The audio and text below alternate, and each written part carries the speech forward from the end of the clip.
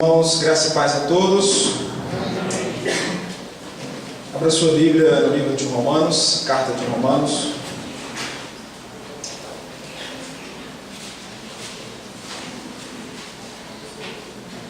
Carta de Romanos, capítulo 3. Nós vamos ler do verso 21 até o verso de número 26.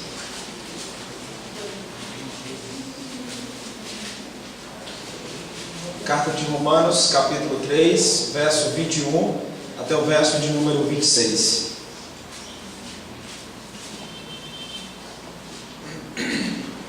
Diz assim a Escritura Sagrada: Mas agora, sem lei, se manifestou a justiça de Deus, testemunhada pela lei e pelos profetas. Justiça de Deus, mediante a fé em Jesus Cristo, para todos e sobre todos os que creem. Porque não há distinção, pois todos pecaram e carecem, em outras traduções, estão destituídos da glória de Deus, sendo justificados gratuitamente por sua graça, mediante a redenção que há em Cristo Jesus, a quem Deus propôs o seu sangue como propiciação mediante a fé, para manifestar a sua justiça, por ter Deus, na sua tolerância, deixado impunes os pecados anteriormente cometidos, tendo em vista a manifestação da sua justiça no tempo presente, para Ele mesmo ser justo e o justificador daquele que tem fé em Jesus. Até aí. Feche os olhos, curve sua cabeça, vamos ter uma palavra de oração.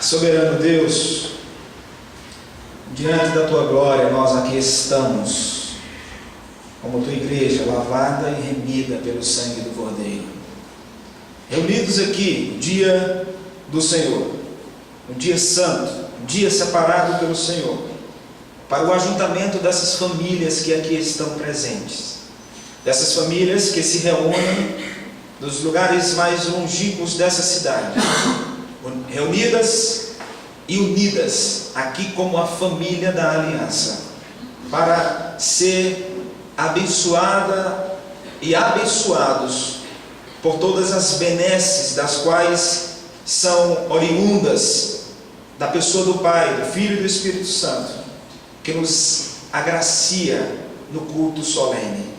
Somos altamente receptáculos da Tua vontade quando somos abarcados pela graça do Senhor que tem nos fortificado, nos trouxe até aqui, e agora o Senhor estará a falar mais uma vez conosco. Portanto, que o Senhor nos esconda por trás da Tua palavra, por trás da Tua cruz, e o Senhor somente o Senhor seja glorificado. E assim que nós oramos, pela mediação do Teu Filho Jesus Cristo. Amém.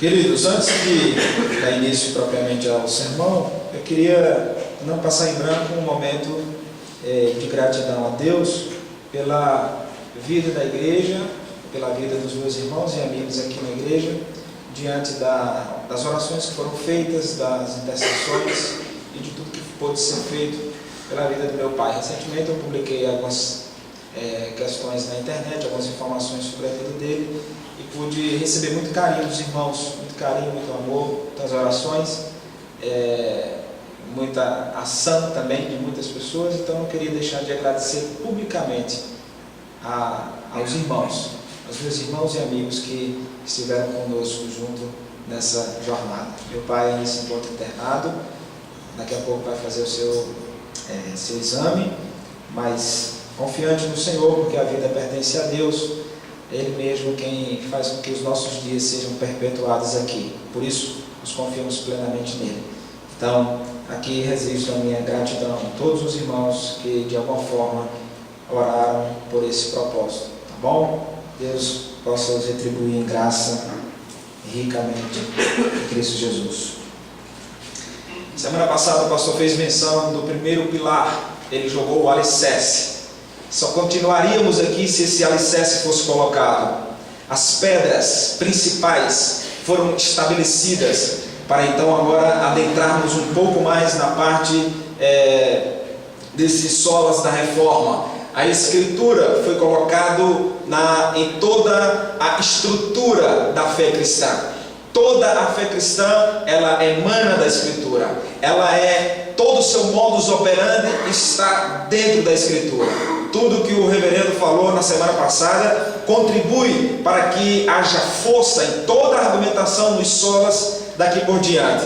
Então hoje nós falaremos sobre a segunda temática dessa noite, que é a doutrina da justificação e a sua importância para o século em que vivemos. Afinal de contas, o que os reformadores falaram lá atrás, lá no século XVI, e foi sendo perpetuado por toda a igreja cristã, será que hoje nós precisamos de que esse legado se torne presente na vida da igreja? Será que essas doutrinas se tornaram obsoletas? Esses ensinos serviram apenas para o tempo? Ou será que esses homens de Deus e a igreja de Cristo naquela época se colocaram diante de Deus para se tornarem instrumentos de forma poderosa nas mãos do Senhor, ao ponto de que um homem se levanta contra o Estado, se levanta contra o poder imperial da época, se levanta contra as maiores autoridades do poder romano, como o exemplo do nosso irmão chamado Martinho Lutero. E logicamente não vou falar sobre a vida dele, porque não vou expor um sermão biográfico, mas eu quero aterrissar você dentro da conjuntura pela qual o reformador Martinho Lutero lança mão de algo que se torna aquilo que ele mesmo diz, e os outros reformadores também diz, como a doutrina da justificação, em relação a doutrina que mantém a igreja de pé, ou ela cai, ou ela está firmada nessa doutrina, ou então a igreja cai. Ele mesmo afirmou isso. Martinho Lutero, certa vez, quando foi questionado sobre a interpretação do texto bíblico de Romanos, capítulo 1, versículo 16, versículo 17, de que a justiça de Deus é de fé em fé, sendo questionado pelas autoridades sacerdotais de Roma, disseram para ele: Martinho Lutero, o que você vai colocar junto da fé se você tirar as obras? O que pode ser acrescentado à fé se você quer remover as obras? É evidente que a Igreja Católica naquela época era uma igreja que mantinha dentro das suas doutrinas todo um aparato tradicional. Por isso não bastava somente a fé. A fé não era suficiente, não era algo pela qual as pessoas podiam receber a bênção da salvação. Era necessário que houvesse uma correlação da fé juntamente com a prática das boas obras, além do mais, de obras tidas como importantes e pré-requisitos para que alguém pudesse obter o favor divino. Agora também é colocado os sacramentos como forma de cumprimento, a fim de que a fé tenha a sua validade. Então, quando Martinho Lutero é questionado sobre como ele devia lidar com aquele texto bíblico, quando a luz do Espírito Santo vem sobre sua cabeça, que ele lê lá na biblioteca do castelo de Wittenberg, a palavra de Deus em Romanos capítulo 1, quando diz: o justo viverá da fé, ele abriu os olhos para entender que somente a fé em Deus, e não os sacramentos, não as obras, e não todos os tipos de rituais estabelecidos pelos dogmas das tradições católicas, seriam mais suficientes ou seriam necessárias. Ele entende que somente a fé em Cristo Jesus seria o suficiente para ele se encontrar justificado diante de Deus. Esse é o contexto. Martinho Lutero está movendo todo o entendimento doutrinário da Escritura para mostrar à Igreja Católica que não era a fé junta com outras coisas, mas a fé somente em Cristo Jesus. Ele toma por base aquilo que o apóstolo Paulo fala no capítulo 1. Mas esse entendimento do que o apóstolo Paulo fala no capítulo 1, que percorre os seus caminhos, fazendo menção de todas as outras doutrinas importantes da Escritura, até chegar no capítulo 3, o próprio Martinho Lutero menciona que essa justiça que é dada para que a fé seja, enfim, legítima, ela não é dada para uma fé sozinha, é uma fé que está alicerçada em alguém. Por isso, não é somente a fé pela fé. E o próprio Martinho Lutero disse: essa justiça da qual eu obtenho em Cristo é algo que eu não poderia ter, por isso Ele me dá aquilo que eu não tenho, e agora eu dou a Ele aquilo que eu não tinha. Em outras palavras, Deus, na sua misericórdia, concede uma justiça que está fora de Lutero, que está fora da igreja, que está fora de todos os cristãos, que está fora de todas as pessoas, porque ela vem de fora. E depois então que Deus infunde essa justiça no homem, agora ele pode exercer a sua fé em Cristo Jesus. Ele está fazendo menção de todos os argumentos do apóstolo Paulo. Ele não está trabalhando isoladamente. Ele não está se levantando contra o poder imperial da época, contra a igreja católica, como alguém que não tem nada para dizer. Não é somente alguém que está emocionalmente balançado para lutar contra alguma coisa ou para lutar contra alguém. Ele está plenamente munido da Escritura. Ele está saturado da palavra. Ele está caminhando pela palavra. Evidentemente, quando Deus quer usar homens na história para fazer os seus propósitos serem alcançados, Ele vai fazer isso de forma muito soberana. Ele vai levantar pessoas para que essas pessoas se transformem em grandes instrumentos de Deus para fazer os propósitos de Deus cumpridos sobre a terra. Ele levantou Martinho Lutero, ele levantou João Calvino, ele levantou Martin Bucer, ele levantou Zwinglio, ele levantou tantos outros homens no meio da história para fazer com que aquela época, aquele século de trevas, se tornasse em um século cuja glória de Deus fosse manifestada, a igreja de Jesus Cristo fosse edificada pelas Escrituras, e enfim, hoje, no século 21, 2017, pudéssemos olhar um pouco para trás da nossa história e observarmos o legado que existe nesses homens que foram usados para a glória de Deus e para a edificação da sua igreja. Como é que o homem pode se tornar justo diante de Deus? A fé somente em Cristo. Me diz alguma coisa a mais. Ela me diz que existe uma justificação. Mas como é que Deus torna o homem justo? Quando o apóstolo Paulo chegou no início do capítulo 3, ele acabou de falar sobre a rebelião dos homens. Ele acabou de sair do momento de tensão. Ele acabou de dizer que todos os homens, não há um justo sequer. Não há ninguém que faça o bem. Não há ninguém que seja justo diante de Deus. Eu não estou falando aqui de padrão de caráter, daquele tipo que Deus mesmo dá testemunha de Jó. Lembra o que Deus diz acerca de Jó? O próprio Deus dando testemunho acerca da vida de um homem que vivia de forma íntegra, reta, justa diante de Deus e que se afastava de todo mal. Deus diz: esse homem é justo, esse homem é íntegro, esse homem é reto. Ele está falando sobre o padrão de caráter da vida de Jó. Mas eu não estou falando sobre padrão de caráter aqui. Eu estou falando sobre uma questão de tribunal. Eu estou trazendo você para o entendimento de que a justificação é um ato judicial. É um ato que tem tudo a ver com condenação. É tudo o que tem a ver com morte expiatória, propiciação, derramamento de sangue, substituição, sacrifício vicário, tudo isso dentro de um entendimento de um tribunal judicial. O apóstolo Paulo sai dos 2 capítulos primeiros da carta de Romanos, mencionando que os homens se encontram em completa rebelião. Eles caíram no pecado de Adão. Eles são escravos da sua própria natureza. Eles estão caminhando errantes desse mundo. Eles são como ovelhas desgarradas. Eles estão surdos espiritualmente. Eles estão mortos espiritualmente.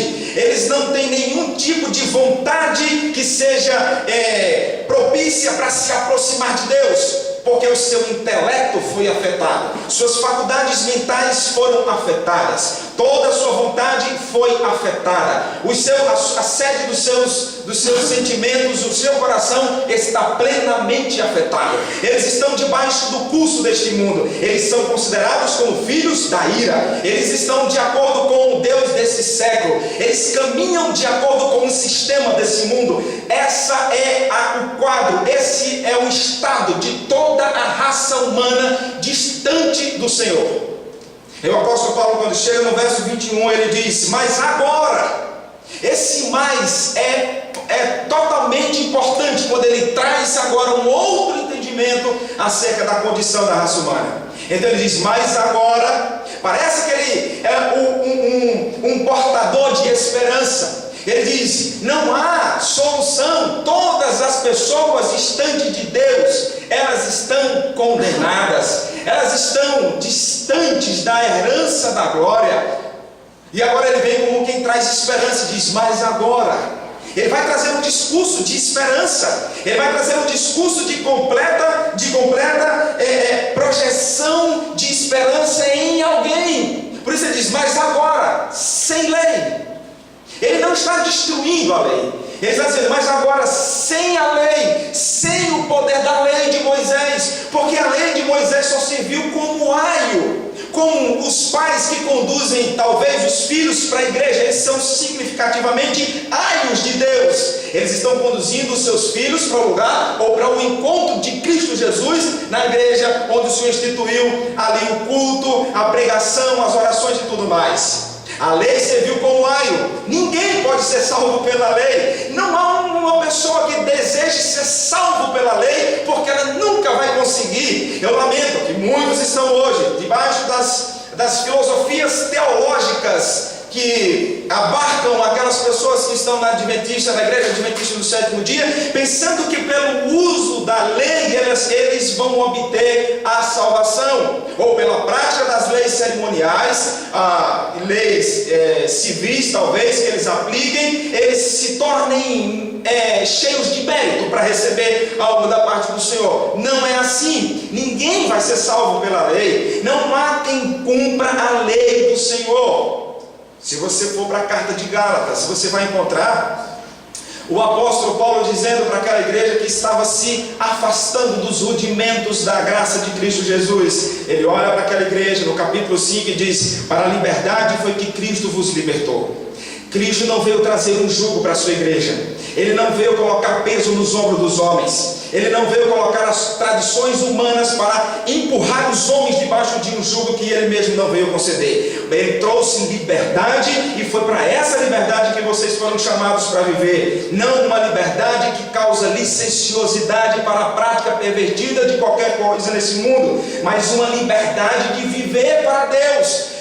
Alguém que está escravo, quando ele é liberado da escravidão, quando ele é libertado da escravidão, ele agora está livre. Mas livre para quê? Por que ele foi liberto? Ele foi liberto para viver para a glória do nome daquele que o libertou. Ele foi liberto para viver para o Senhor. O apóstolo Paulo diz: se vocês quiserem viver de acordo com a lei, vocês já decaíram da graça.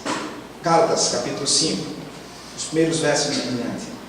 Por isso o apóstolo Paulo está dizendo assim: mas agora sem lei. Não é pela observância da lei de Moisés. Ele não está sendo contra a lei, mas ele está dizendo: a lei tem a sua importância. Ele vai falar isso no capítulo 5. Mas ele está dizendo assim: agora sem lei se manifestou. Veja, é algo que Deus, no seu coração, na sua vontade soberana, Ele fez com que se manifestasse no tempo e no espaço a sua própria justiça, a justiça de Deus, testemunhada pela lei e pelos profetas. Veja como ele está abrindo o entendimento da igreja em Roma, dos irmãos que estavam naquele lugar. Ele estava dizendo: olha, agora não pela lei de Moisés, porque Deus já nos deu no tempo, na plenitude dos tempos, Ele já trouxe aquele pelo qual foi testemunhado pela lei e pelos profetas. A lei apontava exatamente para Jesus Cristo. Os profetas profetizaram exatamente acerca do Messias. Todo o Antigo Testamento está apontando para o Messias. Eles estão fazendo profecias, tipos, sombras daquele que viria, de Cristo Jesus. Agora o apóstolo Paulo diz: sem lei, Cristo é manifestado por causa da própria lei e dos profetas. Isso me faz lembrar quando o próprio Cristo, o maior de todos os pregadores, ele é fantástico nisso. Ele conhece os corações dos homens. Eles sabem que os homens são completamente dependentes dele, como foi lido agora há pouco aqui, o quanto que nós dependemos dele.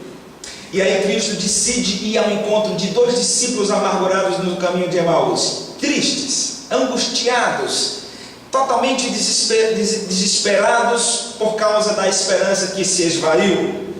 Eu sei que Cristo trouxe muita gente aqui nessa noite para falar o coração das pessoas angustiadas, aflitas, talvez em desespero por alguma coisa ou por causa de alguma situação. E Ele, como Deus que sabe as estruturas do coração de cada um, trouxe-nos aqui para manifestar a sua glória e o seu poder, e nos fazer entender que a revelação da grandeza da sua vontade, do seu poder, da sua soberania, são suficientes para nos manter de pé no hoje, no amanhã e até o dia da eternidade. Cristo se aproxima dos 2 discípulos. Ele quer restaurar a alegria daqueles discípulos no caminho de Emaús. Ele se aproxima já como Cristo glorificado. Os discípulos olham para o mestre, não conhecem ele, eles estão tão tristes. Sabe aquela pessoa que está tão triste que ele não consegue ver que Deus está ali com ele, que o Senhor é fiel e que a sua soberania é absoluta, porque talvez o sofrimento, as causas são tão fortes que ofusca a presença do próprio Deus, ofusca o poder de Deus, e as pessoas não conseguem sequer olhar para a graça que está ali, tão presente. Não é assim? Eu vou dizer um exemplo próprio. Com esse susto que eu tomei do meu pai, eu fui procurar saber tudo sobre a questão de coração. Perguntava a um e a outra, perreando sempre. Ia lá saber sobre possibilidades de cirurgia e tudo mais. Até o ponto em que Deus disse, não disse de forma sobrenatural, Ele me fez lembrar quem Ele é na Escritura.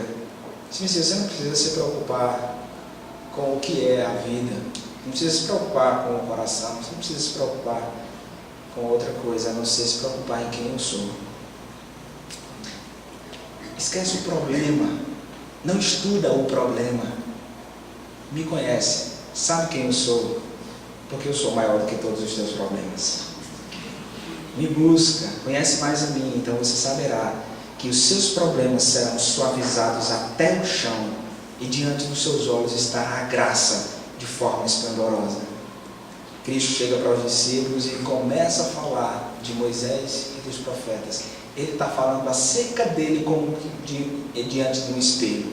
Ele está fazendo os discípulos olharem para aquele espelho da lei e dos profetas, e quando eles olhassem para o espelho, eles vissem Cristo. E é isso que começa a acontecer, porque na medida em que eles vão andando até que chegam num lugar, aí os discípulos se assentam num lugar, e Cristo, como aquele que tem a autonomia de partir o pão, ele chega, parte o pão e dá para os seus discípulos. Quando os seus discípulos tomam, participam da cena naquele momento, Cristo se afasta dele como quem vai embora, e logo eles dizem, o coração dependente de Deus, aquele coração que carece de Deus, ele diz: Cristo, não vá agora, já se faz tarde, fica conosco essa noite. É tão bom estar com Cristo que nós não queremos nos afastar dele, nós chamamos ele para perto, nós não procuramos nos distanciar dele, nós dizemos: Senhor, fica comigo, está tarde, não está tarde para Cristo, talvez esteja tarde para a gente, mas Senhor, fica comigo, eu preciso do Senhor, se faz presente na minha vida, como o Senhor traz acalento para o meu coração quando o Senhor está comigo. Essa justiça que é testemunhada pela lei e pelos profetas, o apóstolo Paulo está dizendo: agora sim, lei, Deus manifestou para toda a raça humana aquilo que Ele mesmo profetizou no Antigo Testamento, que foi tipificado pela lei, manifestado na sua justiça. Ele diz: justiça de Deus, mediante a fé em Jesus Cristo, para todos e sobre todos os que creem, porque não há distinção.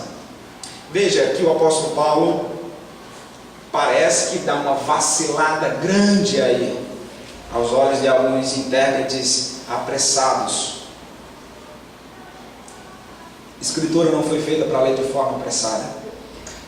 A Escritura não foi feita para ler de forma aleatória. Você lê as Escrituras com a lente da Escritura. Eu leio a palavra com a lente que ela me fornece.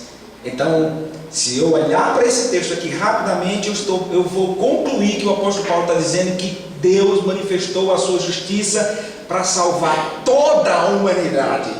E o apóstolo Paulo não está falando isso. Veja o que ele diz: justiça de Deus mediante a fé em Jesus Cristo para todos e sobre todos. O que Paulo está dizendo é que essa justiça agora, que vem mediante a fé, que se torna o veículo, o meio pelo qual eu me aproprio da justiça de Deus, é a fé. Agora, por quê? Veja, Deus está manifestando a sua justiça aqui diante do pecador, diante do ímpio. Há uma espécie de paradoxo aí. Como é que Deus vai justificar uma pessoa ímpia? Como é que Ele vai dizer: você é justo? De que forma Ele pode fazer isso, se não for por intermédio do seu próprio Filho Jesus Cristo? E como é que as pessoas vão se tornar justas sem Cristo? Mas uma vez que Cristo manifesta a sua justiça em seu Filho amado, agora as pessoas poderão se apropriar da justiça de Deus em Cristo Jesus mediante a fé, não pelas obras da lei, não pela prática das boas obras. Boas obras é sinal e consequência daqueles que foram salvos por Deus. Aí o apóstolo fala: agora esse Deus que manifestou a sua justiça mediante a fé em Jesus Cristo para com todos e sobre todos, Ele não está colocando aqui toda a humanidade, todo o universo. Seria uma quebra da interpretação de outros textos bíblicos. Por quê? Porque o derramamento do sangue de Jesus Cristo não está destinado para toda a raça humana. Cristo veio salvar uma igreja. Cristo veio salvar as suas ovelhas. Ele derramou o seu sangue por um povo que é chamado ovelhas do seu pastoreio.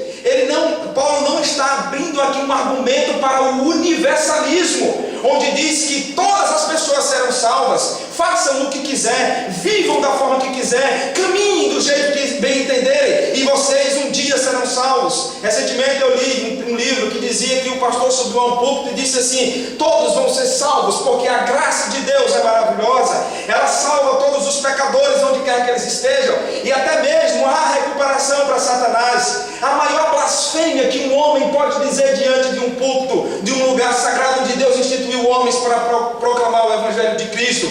Não é assim. A justiça de Deus se demonstra na pessoa do seu Filho, no derramamento do seu sangue por um povo, pelos eleitos de Deus. Não são todos. Parece que ele está dizendo aqui que é por todos, mas logo à frente veja o que ele diz: todos os que creem. Verso 22 ainda: todos os que creem, porque não há distinção. Aqui eu sou levado ao entendimento de que essa justiça de Deus, ela é entendida melhor quando eu entendo que há a presença soberana também de uma outra pessoa da divindade chamada Espírito Santo de Deus. Quem serão aqueles que creem? Quem é aquelas pessoas que serão conduzidas a acreditar no Evangelho? Exatamente aquelas pessoas cujo Espírito de Deus levará elas para o entendimento do que significa a pregação do Evangelho. Será o Espírito Santo que convencerá o homem da justiça, do pecado e do juízo. Se não for Ele, meus irmãos, nós não podemos entender o paradoxo desse texto aqui. A justiça de Deus está em Cristo, mas ela é infundida sobre aqueles que creem. Há muita doutrina aqui que o apóstolo Paulo está falando. Então o Espírito Santo de Deus é aquele que se encarrega, com sua capacidade soberana, de levar homens e mulheres a Deus por causa da pregação do Evangelho. É Ele quem faz isso. É dois ministros que estão ministrando quando a pregação está sendo exposta. É o ministro ordinariamente sendo instituído por Deus, que ele leva a palavra de Deus até os ouvidos do ouvinte. Mas há um outro ministro, muito mais poderoso do que o homem, muito mais capaz do que os homens mortais, totalmente cheio de glória, tão Deus quanto o Pai, tão Deus quanto o Filho, aquele que foi assemelhado pelo próprio Cristo, como tão soberano como um vento que sopra onde quer e ninguém sabe de onde vem, apenas ouve-se a sua voz. Esse mesmo Espírito que não pode ser percebido pelos olhos humanos, principalmente se ele estiver morto com seus delitos e pecados, esse é o Espírito de Deus que pega o Evangelho e coloca como uma espada no coração daquele pecador para trazê-lo para Jesus Cristo. Essa é uma obra feita e realizada pelo Espírito Santo de Deus, como Jesus Cristo disse em João capítulo 3. A regeneração, aqueles que creem são aqueles que são regenerados. Deus está justificando o ímpio, mas isso não é de toda forma. Para que ele se torne justo, alguma coisa além dos homens precisa acontecer. É os que creem. A Confissão de Fé do Westminster, no capítulo 14, na seção 1, diz que o dom da fé é dado pelo Espírito Santo de Deus. E isso mediante a pregação da palavra, dos sacramentos. E então a fé vem, a fé justificadora vem para o coração do pecador. Ele comenta mais, o verso 23, ele diz: pois todos pecaram, não há distinção, não tem ninguém que tenha algum tipo de foro privilegiado aqui, não há distinção, pois todos pecaram e carecem da glória de Deus. Ele continua falando ainda que aqui é o ímpio, aqui é o pecador, todos estão extraviados. Qual é a solução? Como é que as pessoas poderão se tornar justas diante de Deus? O que elas podem fazer? Quais são os meios e os méritos para que alguém seja tido como justo diante dos olhos daquele que tudo governa? Como o homem pode se aproximar diante de Deus e se vangloriar e dizer assim: eu sou justo? Quem tem mérito suficiente para dizer: eu estou colaborando com a minha salvação, eu estou trabalhando pela minha salvação também, eu estou fazendo por onde eu me torne digno de receber a justiça? Alguém que pensa dessa forma, como os católicos romanos pensavam naquela época, como também muitos que aderem a uma teologia que se afasta um pouco da Escritura, que acham que por causa dos seus méritos, suas decisões, eles podem colaborar com Deus. Meu irmão, só pode ser justificado diante de Deus aquele por quem Cristo Jesus se tornou o seu Redentor. Fora dele, nenhum outro. Não há nenhum outro mediador, não há nenhum outro que possa nos garantir a ponte que vai nos levar direto para a glória. É Ele. Todos estão extraviados. O que o homem pode fazer? Qual é a sua esperança? O apóstolo Paulo está dizendo tudo em linhas claras. Todos se extraviaram da glória de Deus. Mas ainda ele diz: sendo justificados, esses se extraviaram, agora sendo justificados gratuitamente. Veja, irmão, a justiça de Deus não está sozinha, a fé salvadora não está sozinha, porque existe graça aí, existe algo que é oriundo do beneplácito de Deus. um favor que Deus concede-nos que nós não merecemos. Se nós não merecemos, não existe mérito em nós. Gratuitamente, por causa da graça de Deus, é que Ele justifica homens como eu e você. Gratuitamente, por sua graça, mediante a redenção que há em Cristo Jesus. Ele diz: vocês precisam ter fé, mas a fé não vem de vocês. Ele está tirando o homem de cena, você percebe isso? Ele está colocando todos os méritos dos homens em lugar separado. Ele diz: vocês, para serem justificados, precisam de fé, mas a fé não vem de vocês. Efésios capítulo 2, versículo 7 e 8 diz que somos salvos pela graça de Deus, por meio da fé em Cristo Jesus. E isso não vem de vós, é dom de Deus. A fé que eu recebo vem de Deus. E agora essa fé que eu recebo está alicerçada na base da justificação, a justiça de Cristo. Aquele que cumpriu a lei, aquele que obedeceu a lei, aquele que caminhou todos os seus passos de acordo com a lei, viveu sem nenhum pecado, sofreu em nosso lugar, morreu em nosso lugar, para que por meio da sua morte e ressurreição, as duas faces da mesma moeda, agora pudéssemos ser justificados diante do tribunal de Deus.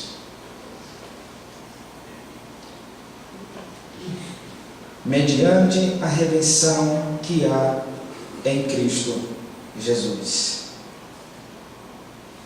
Tem uma palavra de Edward Mott, um dos grandes pregadores. Ele disse: eu não ouso me fundamentar, me apoiar na minha própria justiça. Eu não ouso me apoiar nos meus próprios méritos, porque se assim eu fizer, eu estou fazendo em areia movediça. Não, eu ouso me apoiar nos méritos e na justiça de Jesus Cristo, a sólida rocha onde os meus pés estão extremamente firmados. É quando nós olhamos para o que Cristo fez, tudo o que Cristo fez é para satisfazer a justiça de Deus. Deus não pode justificar os homens sem o seu Filho. Se não existe o sacrifício de Cristo, homem nenhum se encontrará diante de Deus justificado para ir para a glória. É necessário a pessoa bendita de Jesus Cristo, a sua redenção. Nós olhamos para a obediência dele, nós vemos o que ele fez, porque nós não somos capazes de obedecer. Nós somos os Adãos da era presente. Porque aquele Adão que pecou lá no passado, nós também pecamos da mesma forma. Nós não vivemos nessa vida uma vida santa e perfeita para nos tornarmos diante de Deus como aceitos. Não! Nós pecamos todos os dias, nós violamos a lei de Deus, nós nos afastamos da glória de Deus. Nós precisamos olhar para a obra de alguém além de nós, para que por meio daquela obra nós possamos ser considerados diante de Deus como justificados, absolvidos diante da sentença de Deus para toda a humanidade. A alma que pecar, essa morrerá.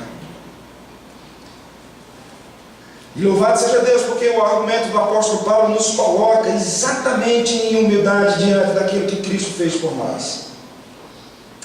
Ele continua nos seus argumentos, e fazendo menção da redenção de Cristo, ele mesmo, no capítulo 1, verso 16, verso 17, ele lança mão de uma das mais enfáticas passagens da Escritura acerca do Evangelho. Porque é o Evangelho quem comunica a redenção, é o Evangelho quem comunica a obra de Cristo. E aí o apóstolo Paulo se vê lá diante da igreja romana e diz assim, da igreja, dos irmãos que estão na igreja de Roma, e diz: eu não me envergonho desse evangelho, que fala da redenção, que fala de Jesus Cristo, que fala daquele que me salvou, que apareceu na estrada de Damasco para me salvar, daquele que tem salvado os outros apóstolos, que está salvando muitos discípulos. Eu falo da redenção, eu não tenho vergonha do evangelho. Mas por que eu não me envergonho do evangelho? Porque ele é prova disso. Porque ele está vendo milhares de provas disso. Ele diz: eu não me envergonho do evangelho, porque o evangelho é o poder de Deus. Mas o poder de Deus manifestado para salvar. Salvar quem? Tanto judeus, quanto gregos, quanto bárbaros, e seja quem for. O evangelho como meio pelo qual as pessoas haverão de ser salvas. Irmãos, aqui eu abro um parênteses.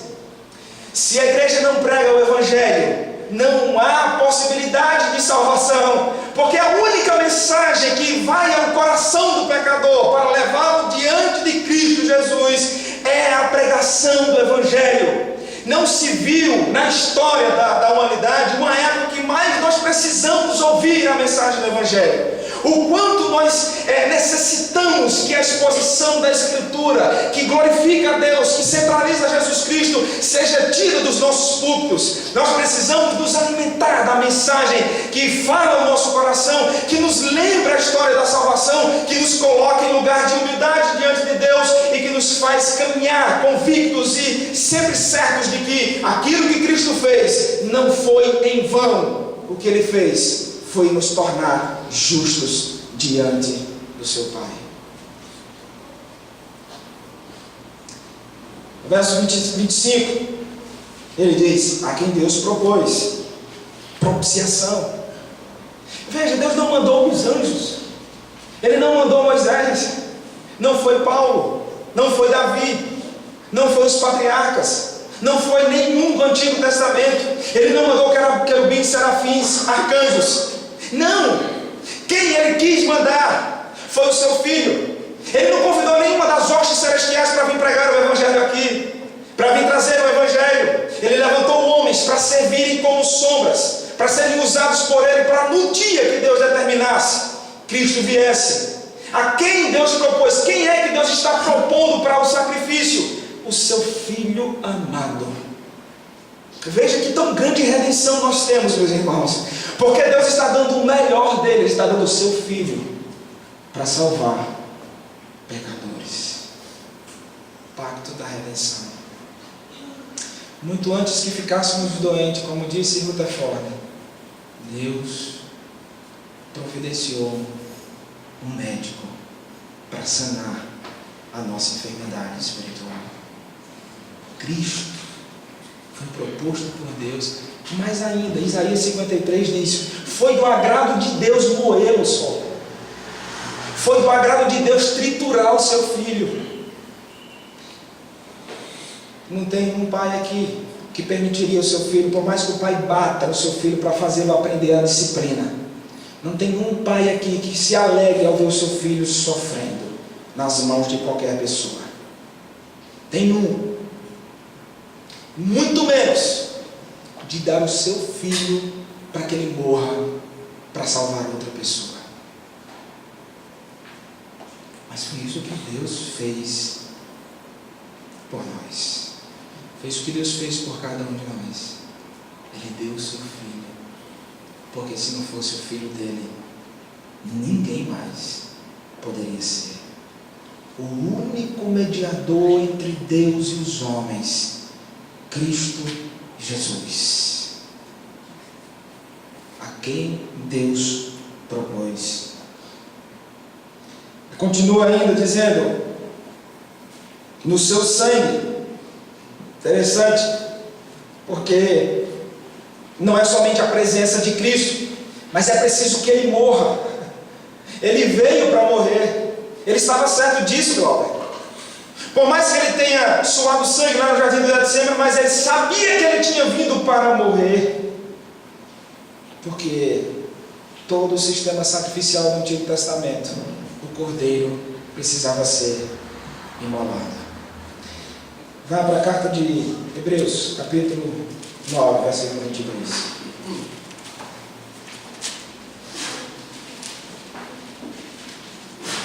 Hebreus 9, 22.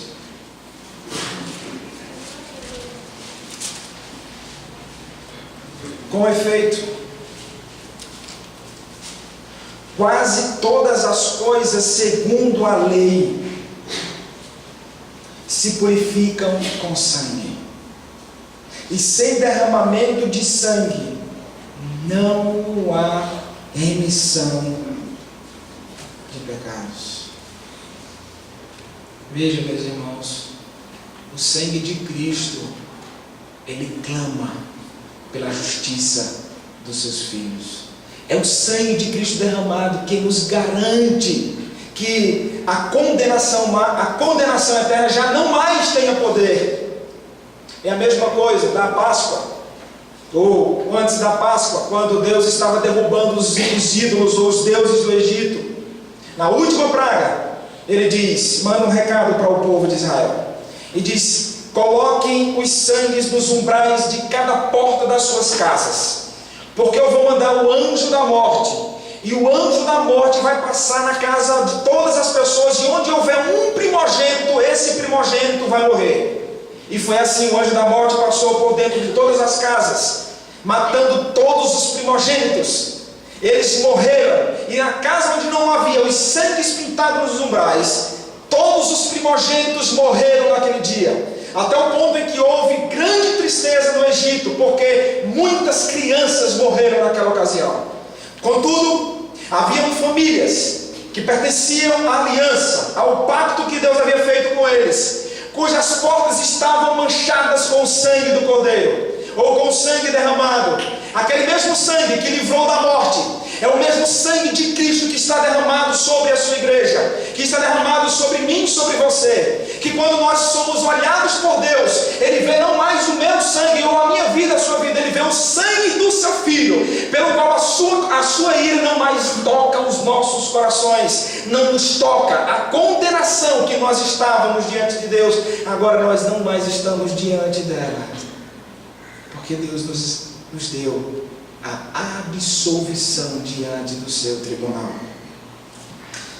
O apóstolo Paulo vai terminar toda a sua argumentação com relação à justiça de Deus, repetindo mais uma vez, para manifestar a sua justiça mediante a fé, por ter Deus, na sua tolerância, deixado impunes os pecados anteriormente cometidos. E aqui o apóstolo Paulo não está falando que Deus deixa impune o pecado, ele não está dizendo que não há nenhum problema em pecar, não há nenhum tipo de problema em viver uma vida dissoluta diante de Deus, porque ele vai deixar impune. Não, pelo contrário, ele não está mencionando algo desse tipo, porque a Escritura em vários outros textos menciona que Deus se ira todos os dias contra o pecado dos homens.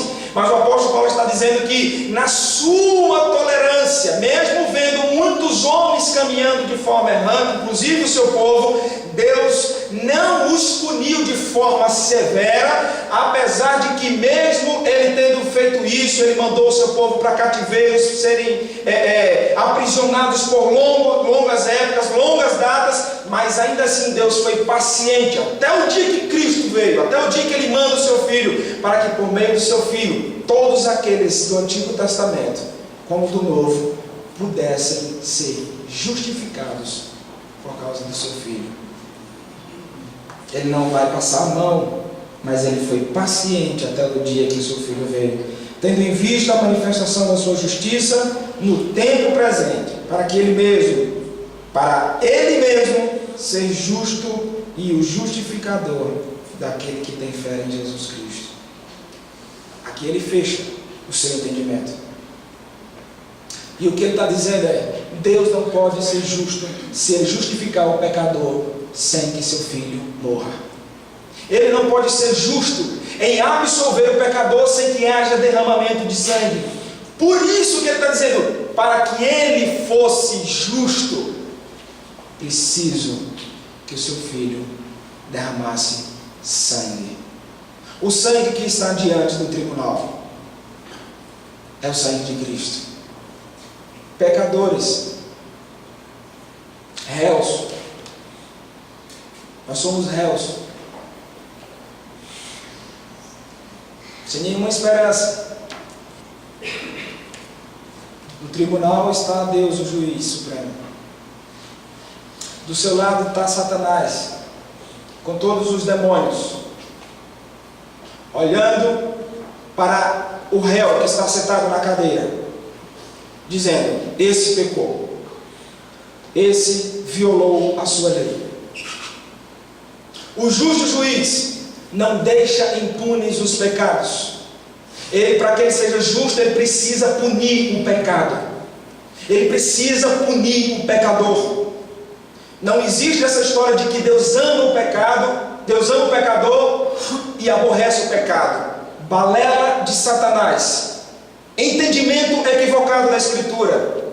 Não é dessa forma. Deus se levanta contra o pecador também. Ele, para punir o pecado do pecador, ele precisa punir o pecador também. Não tem um criminoso que cometa um crime e somente o seu crime vá para a cadeia. O criminoso vai também para a cadeia por causa do seu crime. Deus precisa punir o pecador, mas ele vai punir outra pessoa. Aquele que chega diante do tribunal onde nós estamos, e agora na cadeira de réu nós não temos a quem recorrer, e Cristo Jesus chega, o advogado fiel, o justo, aquele que cumpriu a lei de Deus, aquele que pode ser achado diante de Deus como o único justo na face da terra. E aí ele chega para mim, diante de nós, no tribunal divino, e o juiz está ali, prestes a dar a sua sentença. E quando Cristo chega, nós, como réus ali naquele tribunal, ele diz: por esse eu derramei o meu sangue, por essa daqui eu derramei o meu sangue, essa daqui tem o meu sangue na sua vida, foi por ela que eu morri. Então Cristo Jesus se apresenta como advogado justo e fiel, para nos libertar da cadeira de réus.